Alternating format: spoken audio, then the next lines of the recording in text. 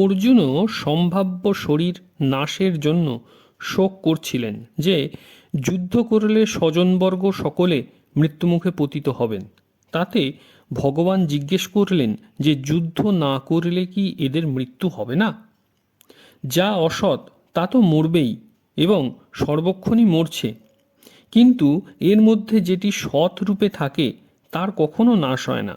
সেই জন্য অবুঝের মতো শোকগ্রস্ত হওয়া অর্জুনের পক্ষে উচিত নয়।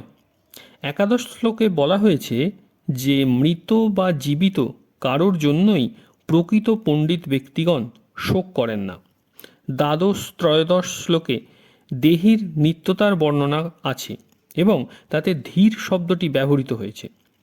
চতুর্দশ পঞ্চদশ শ্লোকে জগতের অনিত্যতার বর্ণনা আছে এবং এতেও ধীর শব্দটি ব্যবহৃত হয়েছে। তেমনি ষোড়শ শ্লোকটিতেও অসৎ সৎ এর বিবেচনা করা হয়েছে এবং এতে তত্ত্বদর্শী শব্দটি ব্যবহৃত হয়েছে।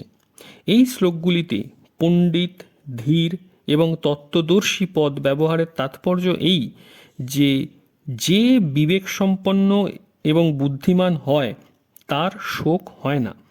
যদি কারোর শোক হয় তাহলে বুঝতে হবে যে সে বিবেকবান বা বুদ্ধিমান নয়।